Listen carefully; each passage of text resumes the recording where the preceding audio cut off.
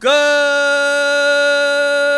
evening, Grinders. Welcome to Monday Showdown Live. I'm Jordan Cooper, aka Blender HD, aka Blenderhead, aka hopefully in first place. Tonight's big GPPs, both for the two-game slate as well as for the showdowns. And I'm in the large field stuff, so you're either first or you're last. I believe Tyler believes the same way, the way that we play. It's Toe, Taggin, Tamboline, Tyler, above you probably in PGA contests a lot of the times. Are you excited for we don't just get one Monday night. We don't get one crappy island game. We get two crappy island games. Yeah, I am very excited for that. I actually love that a lot more, to be honest. I love the single game showdowns. I play them and everything. It's still a tournament that you can get unique enough in. So it's a lot of game theory and optimization, things that go into it that you can have a lot of fun with. But I still like the two-game slate. There's still enough room to move around. And then there's some obvious situations, like ways to avoid, three chalk running backs, maybe, as we'll talk about. But there's certain ways to build. A lot going on. This is a fun one, and it's week one. So we're still in it. Still a chance to get it back if you lost yesterday. Right. It's just the next slate is just a way to get if you didn't do well the last slate, you always got the primetime slate, you always got the Thursday game, and we always got the people in YouTube. There's a free show, so feel free to participate in the YouTube chat, post your QQs, call us idiots for certain plays, because especially on a two-game slate or a showdown slate, you kind of gotta go off the board. Yesterday, I was all over Vijay Van Jefferson Jr., only because he was 8% owned. He caught a pass. Once he caught the pass, I'm like, okay. And no, I didn't have Brown in my captain, so it didn't matter. But if you're in YouTube, if you want to get $5 off your first month of Core 4 on RotoGrinders, you get the Core 4 sports: NFL, NBA, MLB, PGA. It's $39.99 a month. You get everything. RotoGrinders has so much content. You get the full features of Lineup HQ. You get the projections. You get the content. You get the premium shows that we do on for NFL. There's like 5 or 6 of them per week. So you could sign up. There's a link in the description on YouTube. rotogrinders.com/media/MNF. If you click on that, if you use that URL, you get $5 off your first month. I've been a RotoGrinders subscriber since before I was a host, before no one knew who I was. That's how I learned how to play DFS. So it's kind of an honor to now be the one that's on the shows. But I eat my own dog food, and I know, Tyler, we both use Lineup HQ hardcore. So, like, to me, it's a steal, because I would probably play 5 times as much for this tool. Yeah, the tool it's invaluable. Like you said, you got to have it. For me, it's the best optimizer out there. Everything that we want to do, the way we want to build slates like this, if you want to leave money on the table, you want to do some of these natural correlations, it just makes it so much easier than sitting there on your phone building it. I am keeping an eye, by the way, on my phone for some of the news, because we should talk about it. There is some news that is yet to come out. Obviously, if you're setting your lineups accordingly for the game later on in the evening, we don't know yet on Cortland Sutton. I just saw the news of the inactives as far as the first game goes, and Golden Tate is inactive. Not that it was really going to be someone I expected or be all over, but it is interesting news nonetheless. Okay, so let's talk about those two main news items and how it affects the teams. With Tate out now, you would have to expect Sterling Shepard moves into the slot and gets more slot routes, and then you'll see more Slayton on the field. Obviously, they got guys like Ratley. They got a 4th and 5th wide receivers. But I think the main addition is that Shepard would move into the slot, and from the expected game script and how the teams typically play, Steelers have a very ferocious blitz. Jones is not necessarily known for patience in the pocket, so the expected way to go is the short to intermediate routes, the middle of the field, Shepard, Engram, dump-offs to Barkley. I think that's the main, because Tate would normally be in that position. So now there's like one guy that would take slot routes that's gone. I agree.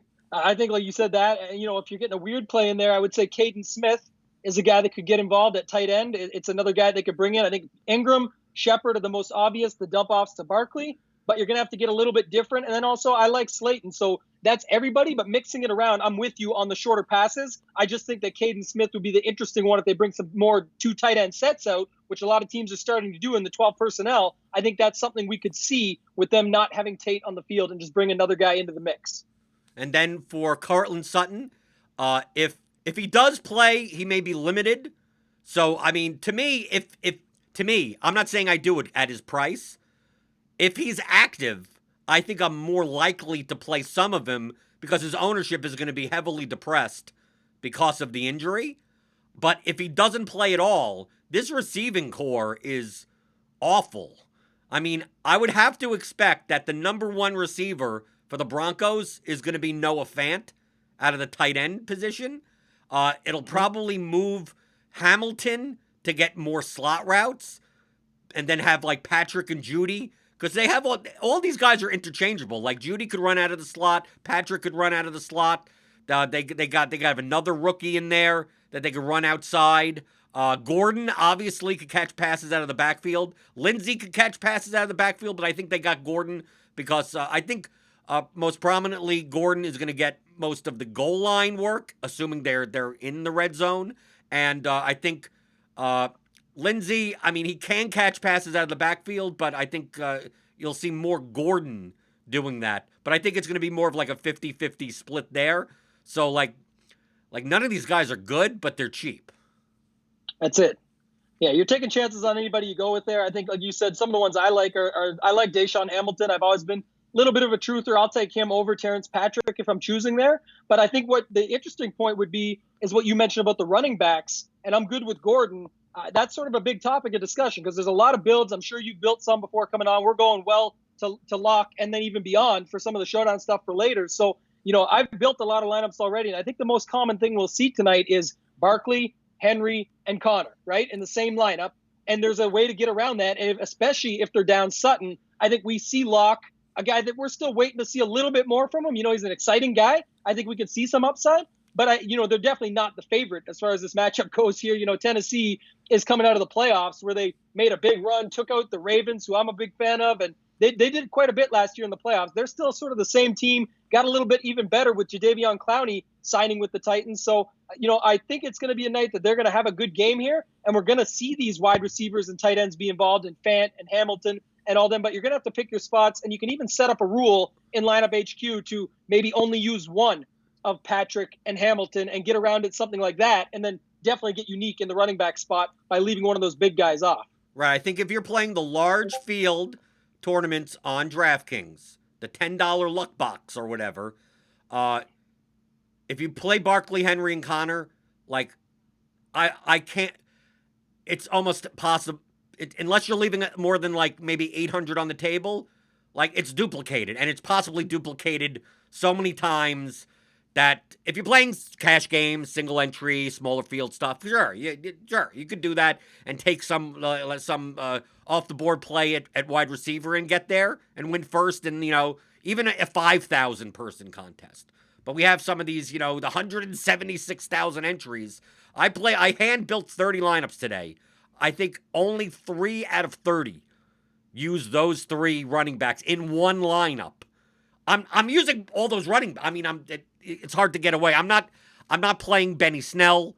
I'm not playing Jalen Samuels. I'm not playing the backup type running backs. I'd rather play the receivers in that range. But of course, they're going to be low owned. So if you want to try for that in the large field luck box, go for it. I'm just choosing to get some of the lower owned wide receivers and also making stacks that no one in their right mind probably is going to play. Yeah, what are your thoughts? I want to ask you quickly because I think one that stands out to me, I'm definitely in on using wide receiver in the flex to be a little bit different as well. There's enough good wide receivers, I think, and we're going to get values out of that spot where you could use like a Juju Smith-Schuster as I know he'd be your wide receiver 1 based on price, but let's say he's your 4th person in instead of a Derrick Henry, let's say, because almost the same price, you're squeezing him in. But what about double tight end? It's not something typically we've seen do well in large field on something like the Millie Makers on the main slate, but this is a 2-game slate, Blender. What are your thoughts there? Oh, I have a bunch of lineups. I have Fant, Ebron, Engram, Jonnu Smith. I got a lot of 2 tight ends with those. I didn't go down to Caden Smith, but I got a lot of 2 tight ends like that. But I got like, you could play another way. People don't realize that defensive scoring is very variant. From like, it really depends if there's a pick 6, if there's, obviously like a shutout with 8 sacks. I mean, I think the Steelers are obviously the top play at defense, but people will play the Steelers defense. Like I'm playing like Daniel Jones mega giant stacks with the Steelers defense under the auspice that the Steelers get a pick six and the Giants get the ball right back, and that people tend to not play defense and the players against them. So I'm more likely to, because defense scoring is widespread. I think the only instance, I think the worst defensive combination, you can still do it. I think the only one that's a little bit the most correlative is playing Henry and the Broncos defense. I think out of all the running backs, Henry's volume relies on them, a positive game script. So it's unlikely that if they're running the ball, the Broncos aren't getting interceptions. They didn't pick six Tannehill, and now the Titans are down by 2 touchdowns and they're still running the ball with Henry. I mean, we've seen that. I just think out of all the correlations, that's like the one that I don't play. But I'm light. Henry may be the highest owned player on the slate, and I'm playing Tannehill passing lineups with Gordon as Gordon goes nuts, has 2 touchdowns, and the Titans have to come back and try to win the game. And I know Daniel Johnson's in the YouTube chat, a Sweat Show regular from last year. We got the perfect, once this slate opened up, I thought of D. Johnson, because during the Sweat Show, he was all about 2 things: remembering the Titans and Noah Fant. And we got them in one game. This is it. Yeah, no, I'm excited. I think, like you said, that's the game I'm more excited for. I know the first one's going to be a good one, and we'll get to Showdown stuff later with just that game. But to your points that you made, it's big for me is looking for those different ways to build without getting stupid, right? Like we've talked about this. If you guys haven't seen our show yet, go back and check it out. On RotoGrinders, we did a show together on Lineup HQ, just more general settings and themes and ideas and ways to build. You can really apply a lot of that to a slate like this. And I think, like you said, is some of the ways to build would be like Gordon scores, and now Tannehill has to come back the other way. I'm completely with you on the Tennessee side. If I've got Henry and the Tennessee D, I look at it like it's no problem to have Fant and even one of those cheap guys like a Hamilton and a Patrick coming back the other way, because they're just going to be catching passes all the way as they need to come back. And Henry could have got 2 touchdowns on the ground, and now the D is just teeing off on a O-line and on Drew Lock, a team that definitely can't really handle them, in my opinion, in that sense. So I'm all for lineups like that as well. And we see in Lineup HQ, we have the ownership percentages. This is a premium feature. You could sign up. So if you want to get ownership for every slate, NFL, NBA, MLB, PGA, you get ownership projections on top of the player projections. So in the link in the description, you get $5 off your first month Core 4 premium subscription. But we see here Derrick Henry, 86%. Connor, 71%. We have Barkley at 39%. I think that's going to be much higher than that. Brown and Juju, you have to spend money somewhere. I think a lot of lineups are going to have Juju in it. I think the cheap option is Deontay Johnson's going to be popular as the cheapo guy, because I think probably he should be $1,000 more. I think people will take shots. Like, I think the ownership on the wide receivers for the Broncos will be spread out. Judy will probably be number 1. We have Corey Davis at 23% owned. I think he'll actually come in a little bit lower than that.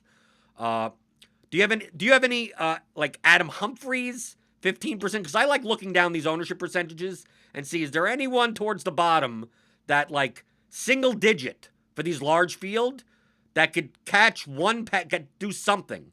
And to me, the 2 that stand out, you mentioned one, Deshaun Hamilton.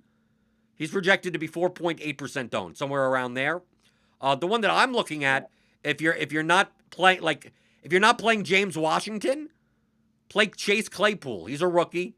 All you need is 150-yard catch out of a $3,100 player. And hell, if the Pittsburgh goes way up, he may just be in the fourth quarter just because the game's out of hand.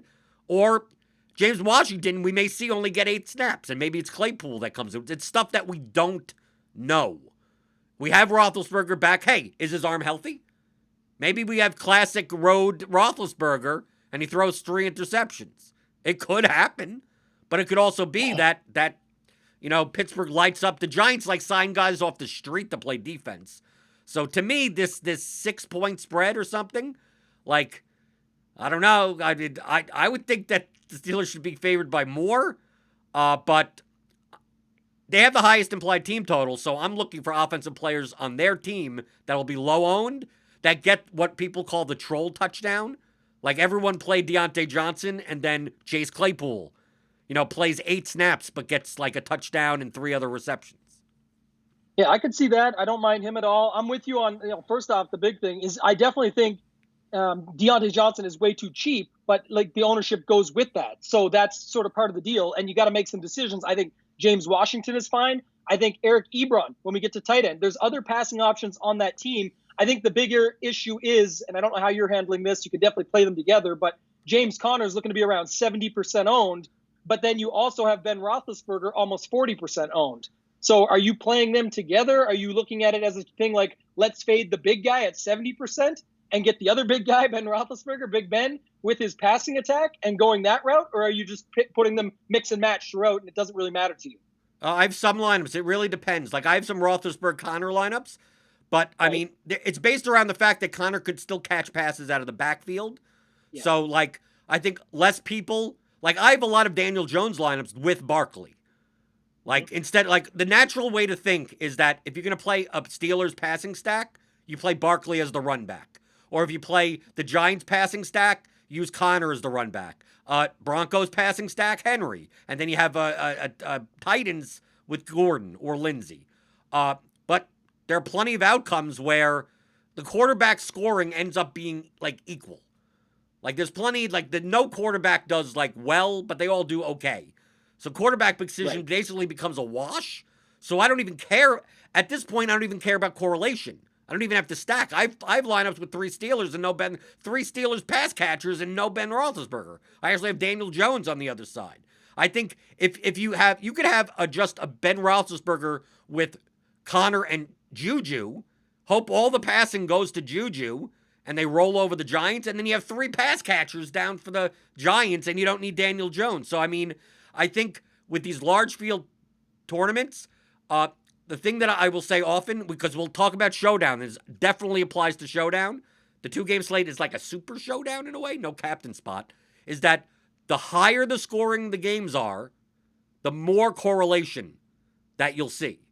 The lower the scoring of the game is, the less correlation. If these games end up, for whatever reason, 14-10 and 10-3, the winning lineup in the large field GPP will look like something like, how would you possibly have thought to put those things together? Because it makes absolutely no sense from a correlation standpoint.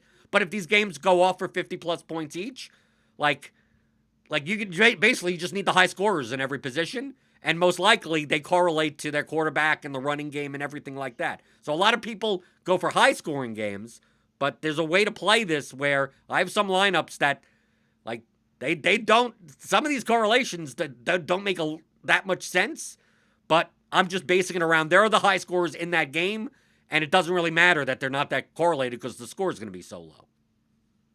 And I think a lot of the ownership goes, it's mixed around a little bit, but at certain positions, especially like you talked about with running back, Derrick Henry, A.J. Brown, they're the 2 highest as far as running back and wide receiver go. Like you said, everyone begs and wants for the over. I know last night when Chop and I talked about the Sunday night show, that was a win for me. I was happy, but I took the under. I just said everyone's going to be cheering for the over. They just expect it because that's what they'll get all day, what we've seen all week. It opened up with the Chiefs game. It started there, and now everyone just assumes that. And if you look at the ownership on Tennessee with A.J. Brown and with Henry being so high owned, I've got some stacks, like almost full-on game onslaught, both side stacks of Pittsburgh, complete game stacks, Pittsburgh, New York Giants, and then just like a Henry and the Titans, or like, something like that on the other side where you're just leaving it. And then I'll also do one more where I'll just take the quarterback from Ben Roethlisberger and just change it to Daniel Jones. Because guess what? It still fits the same game stack.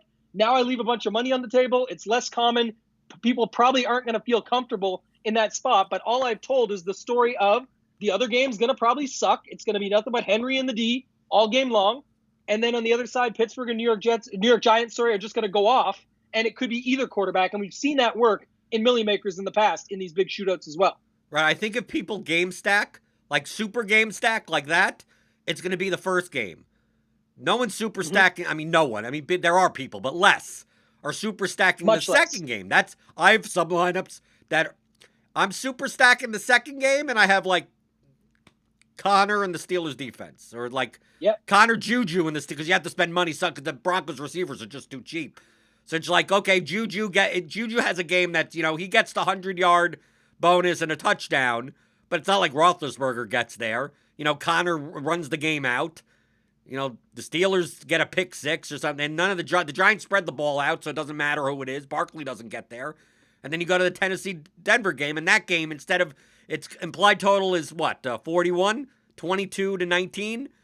Maybe it turns out that game, that's the 38-31 game, and everyone's like tilting late at night going, oh, who would have saw that? Well, then build a lineup for that situation. I think instead of trying to predict the outcomes, especially on these types of slates, on short ones, showdown ones, don't predict the outcome. Just build a lineup based on an outcome. And the lower the probability of outcome, the more chance that it won't be duplicated, and the more chance that if that outcome happens, you win $100,000 or $250,000. Rather than, oh, everyone expects this to happen, so I'm going to build the lineup with no one that's more owned than 30%, and then, yay, we all get $762, 1,200 ways for first place. Well, yeah, and you talked about it, but one of the interesting things, I know the chat keeps joking about as far as the thin air in Denver goes, but what about this? No preseason, no real ways to get the body rolling, get started. Now they're all up in that thin air. What if the Tennessee-Denver game is the shootout? Everyone's all gassed out. There's all kinds of passing going on. There's lots of weapons still in that game. There's not a lot of defense. Von Miller is out for Denver. You could see this happen, and then everyone, wants to hate on Locke. I know he's the least owned quarterback. I'm not really all about him, but I definitely think there is a possibility of this happening where this could go off. And then, like you said, you just use something like Connors and the Pittsburgh D on the other side. Now, I know you just talked about that, but with that said, Blender, this is where I struggle. Like you said, you get that lineup built together. You've got all your guys. There's so much money left over. Now, I'm not one to care about that. I'll leave money on the table. But at what point is it where you're like, Terrence Patrick fits, but so does Juju and 5,000 on the table? So what, where do you draw the line, or what are you looking for in that instance? And I know it can change each time, but what's your thoughts on that? I think you don't need to leave that much on the table. I think the raw points, on a two-game slate, raw points matter more. So, it's more the fact, if I'm leaving money on the table, it's because instead of playing Deontay Johnson, I'm playing Claypool. It's the same it's the same team, same type of guy. Now I'm leaving $1,300 on the table. Instead of playing Jerry Jeudy, I'm playing Deshaun Hamilton and leaving $1,000 on the table. Instead of playing Ebron, I'm playing Vance McDonald and I'm leaving $1,600 on the table. But I'm not instead of playing AJ Brown, I'm playing Anthony Ferksker in the flex, because it's at a point that raw points matter, and it probably 9 out of 10 times. Brown just at least has more raw points than Ferkser. I don't mind playing them together. If he's in the tight end spot, sure. If I'm playing Ferkser and I leave $800 on the table because I'm also playing Juju and I'm playing Barkley or something, I don't mind that, because Ferkser is going to be low-owned enough that, once I get the low-owned player, that gives me the leverage. Once I calculate my leverage, do I need more leverage and leave 5,000 on the table, or just take the raw points? I think at that point, I just want the raw points. Right. I'm with you there. I'm kind of like that. I don't want to leave 6,000 just to leave 6,000 to be unique. It's not a knock on anybody, but when people are saying, look, I got the most uniques in this tournament of anybody, and I look at, some of the results of what they did, and I see they left $5,000 on the table. Well, of course you had the most uniques in the tournament. You did. It does not say it's a bad thing. You can get there. I'm just saying at some point there's a line that you got to cross where you say, okay, is this guy really to do it just to be unique, or would I still be unique based on I'm already stacking the Tennessee-Denver game versus most are stacking the Pittsburgh-New York Giants game? So you answered my question pretty good there. There's some questions in the chat around if Denver does well in the game script in which they win, how are you going to handle the running backs between Melvin Gordon and Philip Lindsay? What's your thoughts on that? I had to make a choice. To me, I made the choice. I'm playing Gordon over Lindsay. I think the touchdown equity for Gordon is higher. Obviously, it'd be higher owned than Lindsay, but I think I'm making unique enough lineups that the difference. We have Gordon projected at 26% owned, and we have Lindsay at 12% owned. It probably shouldn't be that large of a delta. It probably should be closer than that. But if I'm if I got Deshaun Hamilton at 4% in that lineup already, or I got Claypool at 2%, if I got some weird combination where I have Jonnu Smith and Clay, like if I'm getting enough leverage, like I'm taking the play because I think the variance lies in the touchdowns. And I think they wouldn't sign Gordon without, I think they're giving him goal line carries. And the ceiling is with the pass catches and the goal line carries. So to me, yeah, I guess Lindsey could get there if he breaks off a run. But I think it's more likely that Broncos use Gordon in much more high-value situations. For if I had to predict who has a more high of a chance of putting up 25-plus points, I think it's more than 2-1 Gordon.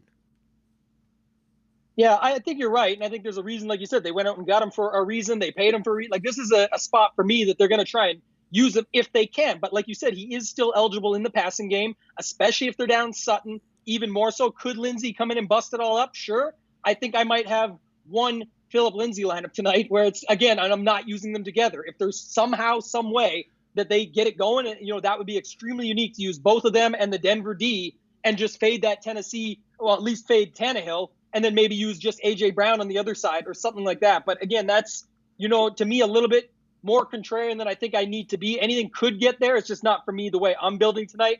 Did you talk about your favorite quarterback, or are you really spaced out tonight on everybody? Quarterback doesn't matter in these things. I mean, it's the second least important position in DFS.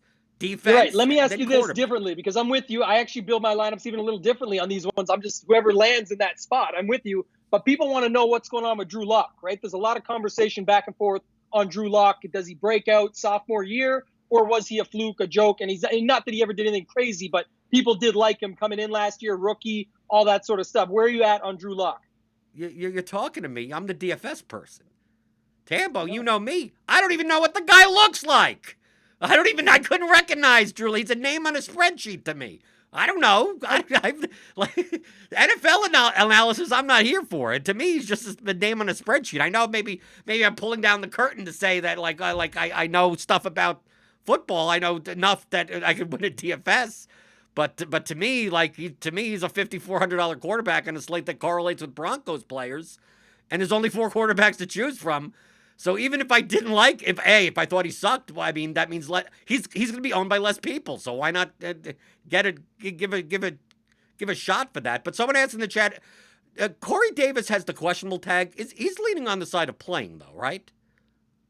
Yes, yeah. He practiced Friday and Saturday. It looks like everything's going to be all good to go there. I'm not one bit worried about that. Good news, especially in the 2-game slate. If you do have him in, he's an easy swap to Deshaun Hamilton for $100 less, even if he doesn't play for some crazy reason at the last minute. Oh, Humphreys is also there if you want to play Humphreys. That as well, yes, exactly. Right, I have Humphreys and no lineups, man. That's going to be the one that hurts me.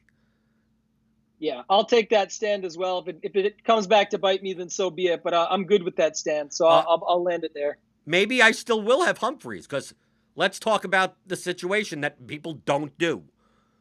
First game happens. We're going to have a time in between the first game and the second game. Or at least some amount of time. You're going to know if anyone did extremely well in the first game or who did extremely poorly.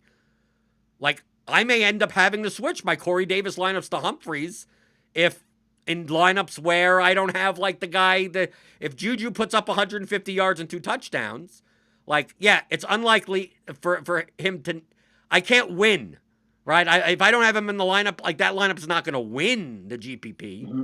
But to save a min cash, if I look at that lineup and I see Derrick Henry and A.J. Brown, and if I see chalk in there, Derrick Henry just comes right out of that lineup and just whatever fits. If I leave 3,000 on the table, doesn't matter. I just have to get up.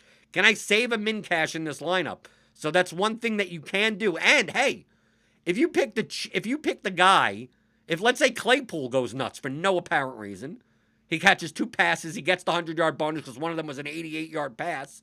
He ends up 4% owned. And let's say he's in a lineup that you made fading Derrick Henry.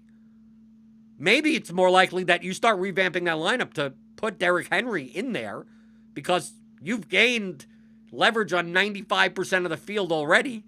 Do you have to fade the other 86% and just play the best play in that spot? Yeah, and that's a common thing, especially when you get these 2-game slates. I think back to Thanksgiving, that's a common day for this, right? American Thanksgiving, where you've got the game set up 1-1-1. you need to be doing this all day with your lineups. And there's an extreme edge there to go back and be making these changes as the game goes on. If all the chalk hits for you and you're good, then you can swap accordingly, right? You don't need to, or vice versa. If you got a bunch of low-owned guys go off, you might want to put some blockers in there, and you don't need to be so off the board. The other, side of it says, especially me, a little bit contrarian and always a little bit superstitious, says, do I just leave what is this meant to be? Is this about to happen? But I think you need to take the theory side of it and the proper stand, like you said, and make the right call for what's best for the tournament that you're in, right? Right. The more information you have, the better choices that you could make. So at the current moment, the information we have is nothing on player performance. But imagine if I just gave you a situation where you got the 3 best scorers in the first game, and they're not owned, and then what is your best choice? Well, play the best play. Like that, I would just tell you, if you played the best plays median-wise, and it's not duplicate, because you could even check to see if those 3 guys, and you could have duplication. Like, if you have no duplication like that, just play the best plays. But, I mean, some people go nuts, and maybe you fade that also, because if you, let's say that happens, and you faded Henry. If you keep it with your fading Henry, and Henry bombs, your chance of winning, like first outright, goes up dramatically. Because now you're not gonna you can have a much less duplicated lineup. But the median projection on that lineup is much lower. So like there are cases where I'm not leaving it alone because of some type of fate thing, I don't want to switch off and then it end up being the winning lineup. But there are times where I may look and go, maybe the best thing is to just leave fading Henry, and if Henry underperforms, like, I have a shot at a solo 250K, yet swapping into Henry may put me onto a lineup that wins, but is duplicated 24 times. And maybe then I win 12,000. But, I mean, of course, I'm not complaining about that. But those are the considerations that you have. Yeah, and I'm doing the same. That's how I'm looking at it. Like you said, the bottom line is we're trying to win the whole thing or split it as small as possible, right? There's obviously a good first prize out there tonight for most of you that got into the first. $10 would have been $300,000 the first, I believe. Like, that's an awesome prize. Is oftentimes likely to be chopped, but on a 2-game slate, much less likely than in the single showdown, which we'll get into in a minute. And I'll still take a 3 or 4-way chop. I'm not, like I said, going to go way, way off, but I'm going to make sure I'm trying to be different as many ways as I can. But a lot of times, to your great point, is that it comes down to construction. Don't even care who the guys are, but know who's what and who's putting everybody where, and how can you be different against that without going and just picking a Claypool, a Caden Smith, and all these other guys in the same lineup, hoping that you get lucky 5-6 times. Right. I mean, I think the number one thing, as we said before, to recap, if you're playing large field GPPs, try to make a lineup without 3 running backs, without Henry, Connor, Barkley. Obviously Henry would be in the flex as the late game. If you can make a lineup without them, you're on the right track. There are lineups that you can make with them that has enough leverage, but even then, I'm looking at maybe this still gets duplicated 10 or 15 times. But like you said with the uniques, there's a spectrum. Most people have the spectrum, they go too far chalk. They go, I'm just going to play the best plays, and if it splits 470 times for first place, I'll take my $842 and be happy with it. But that's negative EV in the long run.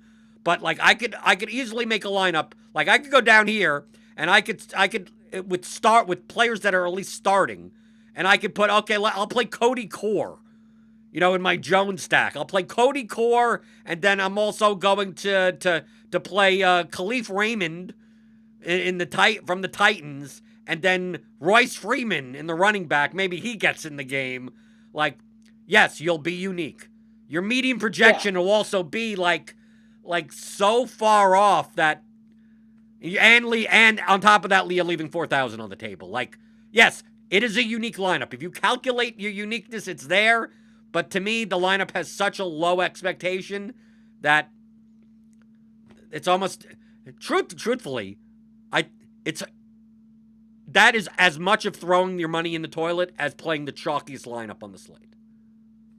Yeah, that's what my point was that exactly. There's unique, and then there's unique with opportunity. And I'm looking for unique with opportunity or upside, whatever you want to call it. I'm actually still looking for it to be as unique as possible, but actually still have a chance. And typically, it doesn't come through just playing all these 2% owned plays. It comes through building your lineup. Let's, talk about fading Henry like we talked about and maybe going with the passing game instead, or stacking the other game in this situation that's not as chalky. So, I wish everyone the best. I know we're getting close up to lock here now, but I think we've given some good enough strategy as far as that's concerned too, and we're going to still stick around and talk about Showdown. You guys have questions, throw them into the chat for us for sure. What else, Jordan? What do we got?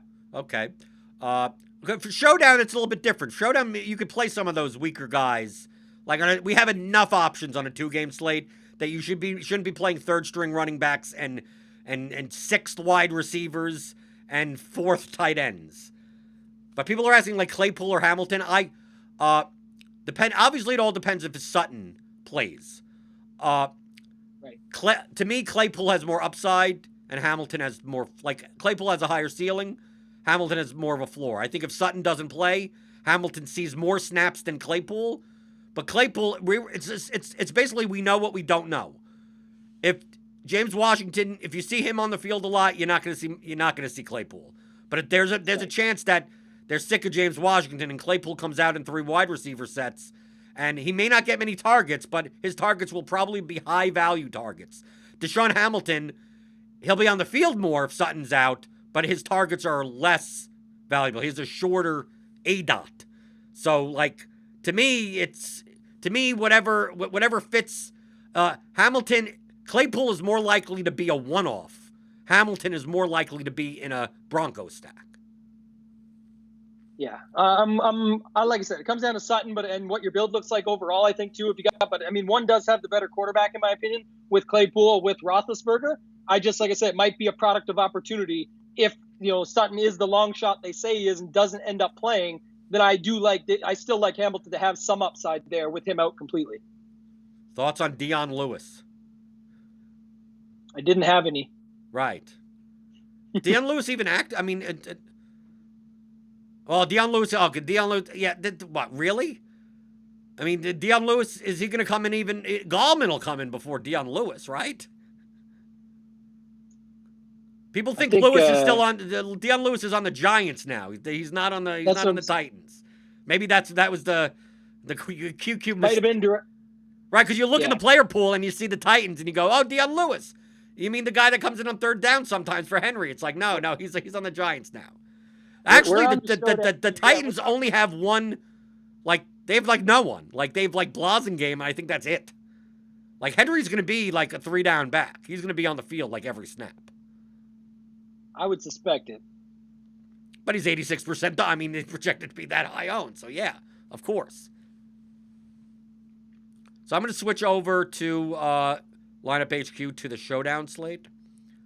Yeah, let's go to Showdown. Good luck to everybody in the 2-game slate. We're in there. We're going to be able to. Yeah, Eric, we see your question. We were on to Tennessee, Denver. That's why you threw us off, because I thought we were talking about Showdown already, and we were thinking that maybe you just saw that as part of that. But I know what you're saying. Not a thought for me based on if we were still talking about the 2-game. I'm not on that at all. I'm not worried about it. I'm sticking with the main guys tonight. And like I said, we've got a lot of wide receivers we can use that are already weird enough that I don't need to go there. So on DraftKings, do you think the two most owned captains are going to be Henry and Brown? I would say Henry for sure. It seems like Brown, but people like to use quarterback too, right? So I do think that Tannehill will still get some ownership in that spot. I don't know if people know how to build accordingly when they do that, but I typically do see that happen, and I know it's not really the best move if you look at sort of some of the numbers in the long term on what actually takes these things down. I prefer to use a pass catcher or a running back in the captain versus the quarterback. I think I rarely use quarterback captains. They're over-owned in the captain spot, and they need to put so many points up and not have a wide receiver beat them. And wide receivers get the 100-yard bonus. They get points per reception.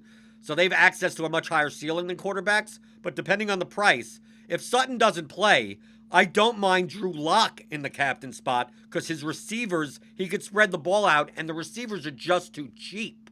It's not the type of thing I don't need the only receiver that is not too cheap would be Jerry Jeudy at 7,200. But still, Patrick and Hamilton, all these guys are, if he spreads the ball around at 9,600 and Henry doesn't get the 100-yard bonus like Drew Lock, if he throws 2 touchdowns and 250 yards, he could be the top scorer on the slate at 9,600. because like Fant has a touchdown. Judy has 5 for 50. Patrick has a touchdown. Like where all the receivers are around 12 to 14, but Drew Lock is like 18. So it's one of the few times, and Drew Lock's 9,600. When you have a quarterback like Mahomes who's like 11-8, like he's never in the captain ever. Right. I think you were talking about this maybe on a show last week at one point, but or in general, you've talked about it in the past. Definitely, I've seen it where you talk about I think it was you with Brandon Adams and the other gentleman. You guys were talking about the stack cost, the total stack cost. And this is kind of the idea here with you've got Drew Lock is a much cheaper quarterback with very cheap pass catching options. Even if you don't want to say wide receiver, Fant is still cheap enough and not like a guy that's probably going to break the slate with 12 catches and 100 plus yards and all this. So, I mean, you could still use a lock in the captain with Fant and a cheap receiver and then have a guy like Henry the other way. And the idea is Henry does enough, but not enough to take the captain spot. And you just have that sort of game flow or game script where it plays out like that. I definitely think that's a possibility tonight and a good way to use Drew Lock and get some exposure if you're wanting to go after him. Yeah, and I think a lot of people will build lineups for this being a low-scoring game. Typically, most people build showdown lineups for a high-scoring game. But I think this is the type of thing where we may see lineups with both defenses in it, with kickers in it. It sets up for that. If you told me a game is a 41 total, it's more likely to be a low-scoring game, which means less correlation is needed. Some weird mishmash type of lineup could win. But do you see people going, I'm going to make a 5-1 Onslaught Broncos. Play Henry and then play a 5-man Broncos stack. Or do the opposite. And you just play you play Henry, Tannehill, Brown, Davis, Smith, and some cheap Denver guy, and just the Titans just roll over them 35-3. Like, I think people are not making 5-1 lineups on the slate. I think you're more likely to see like, I'm going to use both quarterbacks, Henry, Brown, maybe Gordon, one of the cheap Broncos, and a defense or something. Like, I think you're going to see a lot more of those types of lineups. And if it's a 10-3 game, those lineups will probably win. But if this game happens to be one team just rolls the other team over, I think those types of lineups will be less owned. Yeah, I do like 5-1s. I know they're not, there was more to them last year. If you look back at some of the numbers and the results and the stats that come out around these showdown single games, 5-1s were a leverage stack because not everyone was going that way. I do feel like more people are going that route now, and especially in a game like this where sort of everybody's counting out Denver. So I think you hit it on the head on the first one. Having something like a 5-1 Denver would be extremely unique and something that really nobody's going to do in this tournament. And it's a way to just, again, is it too stupid? No, I think it's something that actually could happen. You never know what's going to happen on these slates, but at least it would be telling the story the proper way for if that game result did end up happening or occurring. Because all lineups should tell a story, right? Yes. So I'm building it right now. I have it right on the screen. Locke, Henry, Judy, Fant. I mean, we're going to be able to can we put Brown on the other side? Get raw points there. 2,000. I believe I could get Hamilton. It's like whenever I'm producing, it always slows down my computer. Hamilton is 1,800. Oh, beautiful! There we go. There's the winning lineup. Leaves 200 on the table. This may be duplicated. I mean, like, seriously, that's how some of these large, like even this, a lock captain with an onslaught. Well, this is not even an onslaught. This is a 4-2. So But I don't mind that. And to be honest, with a team like Denver, it's probably more common, right? That's how we would actually see it go down versus the other way. So, to me, it's still a fine build. It's just a matter of, like I said, has to tell a story. And I don't think a lot of people are going to use lock in the captain. And I know we said it's over-owned with quarterback in the spot, but like you said, it's also interesting with this type of lineup and with this particular situation to use the Denver side in there versus the other, right? I think that's not going to be as common by any means. Right, because even this type of lineup, where I'm still doing a 4-2, but instead of playing Brown and Hamilton, I'm playing Davis and Patrick, leaving 1,800 on the table. And it's a 4-2. Like, this would be a unique lineup. So, yeah, just Davis is going to be the one that separates, right? And again, that's why I was asking earlier, like, someone's going to click off Davis and see what they have left for money, and they're naturally going to want to just go up and get somebody else, right? So, that's what you see a lot of. I just don't know, like I said, if, that's the way to do it. And you answered it earlier. For me, it's, I leave some money, but not too much, and I'll look and see what's available out there. What do I like? Right, because you could even do this if you would just do a full on. Right, we got 2,600 left here, and you put Adam Humphries there. This is still 4-2, but you got Lack of captain, Judy, Fant, Gordon, and then you have Henry Humphries, leaving 400 on the table. This may be you may get under 10 here, but I mean, there's people on the real bottom. Like instead of playing Humphries, I'm going to play Khalif Raymond, and there you go. And instead of playing Gordon, I'm going to go up here. Here we go. Here I got it. This is actually a 3-3, and you play Tannehill. So lock a captain to Judy and Fant, Henry, Tannehill, and Raymond catches some long pass or some BS thing that happens, because we see that once a year. Like it's like, who the hell is this guy? And then this is the lineup. This is not even an onslaught. This is a 3-3. No, this looks to me kind of like this again. Back to telling the story. This looks like an under lineup because you've got, but Denver wins in an under because you've got Denver doing their thing. Henry scores a couple TDs. Denver has to come back. And then Tannehill's just in there because there's not a lot of points to find. Henry took most of the Tennessee side, but he throws a bomb to Raymond at the end of the game that pops them both into the winner, and you appear at the top, and Denver still gets the win. It's just something like that it has to tell something that you could see happening, but that's not like way off the board. It's a little bit aggressive with Raymond, but it's not for Showdown for single game. Use whoever you. This is literally the blender game. It's play whoever you want, but make sure it tells the story. Right, and also don't play those cheap guys at the captain. Like it's so rare. Like kicker. I think kicker captain won one Showdown ever, and it was like a 7-3 game or something. Yeah. Or no. It was like the kicker kicked 5 field goals. So it was like 50. It was like 15-7 or something like that type of game.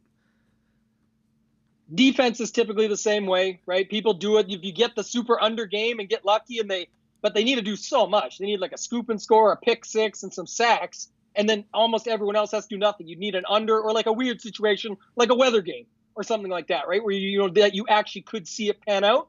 But even then, it's still tricky to balance around that when you can just use skill position players. Right. So if anyone has a question about the late Showdown, Tennessee Titans, Denver Broncos, feel free to post in the YouTube chat and the description. In the YouTube description, if you want $5 off your first month of RotoGrinders Core 4 Premium, NFL, NBA, MLB, PGA, you get the projections, you get the ownership projections, you get lineup HQ, you get all the content, and there's almost too much content. And all the premium shows. There's tons of that. I mean, it's ridiculous. It's $39.99 a month. You get $5 off your first month. You click on the link in the description in the YouTube chat, in the YouTube video. Yeah, Devin's even here. It's his day off, and he's still in the chat. Post in the links. rotogrinders.com/media/MNF. And what's already happened? It's already been like 8 minutes in the into the first game. I don't see anyone tilting on Twitter. Fumbled Giants ball I saw, so I was kind of thinking the same thing. Yeah, it looks like they've turned it over right away. So Giants are going to have a chance to go up early. So we'll see. It was a Deontay Johnson fumble. It shows no return. So that's negative points, right? So you get negative. Chalk guy gets negative points. Assuming that's how it went down, yeah. The Giants stalled on the first drive, and then it came back the other way. So off the punt, Deontay Johnson dropped it or touched it at least, and then happened. So, yeah, that's not a good start for Deontay Johnson chalk or for the Pittsburgh side. But now we'll see Pittsburgh go to work. To your point, Giants D with Pittsburgh. There you go. Let's see it happen, right? Yeah, too bad I don't have any of those lineups. Okay, so we're going to be doing a lot more of these shows. These are 3 times a week, right? Because we got 3 island game type of setups in the NFL on Monday nights, on Thursday nights, on Sunday nights. Me and you, we're every Monday. You're with Justin Carlucci on Thursdays, yeah. And then I'm with Keith Eister on Sundays. So half an hour, 45 minutes before. I mean, obviously this is a weird one because it's a 2-game slate. Normally this would be on at 7:45 Eastern. So feel free to tune in. They're all free shows on YouTube. But Tambo, we also have the premium Showdown building shows. They're only available to premium members. They get posted earlier in the day, going in depth into some lineup construction, lineup HQ usage. You also do a show Sunday mornings, kind of talking about that. You do a lot for PGA for that. So if you want to learn, Head Chopper and I do the show for Sunday Night Football as well, the premium show, and I know that was a popular show last year. I watched a lot of Head Chopper do his Sunday Night Football preview, and now to get to be on it is awesome. So we had a good time last week talking about his Cowboys, pretty good results, and now we're going after it again this week. So every Sunday we'll have that show as well. Right, so tune in, subscribe, hit the like button, right? Hit that like button on YouTube. Click the link in the description for your $5 off RotoGrinders premium subscription. And based on Twitter, this seems like I don't have the game on. Seems like it's an awful game so far. Yeah, they ended up only getting a field goal out of that, actually. So it's 3-0 Giants, Pittsburgh getting the ball back. Right, I was going to say I have no kick. I realize that on 2-game slates you can't play the kicker. So I'm like, I didn't play. I'm thinking I have 30 lineups without a kicker in it. It's like, no, you can. Those are showdown lineups. Like I didn't play the first showdown. Hey, Daniel Johnson just crushed it in golf yesterday. I think I know his screen name, D Johnson something. Congratulations! I saw that. At least I saw the 50K score.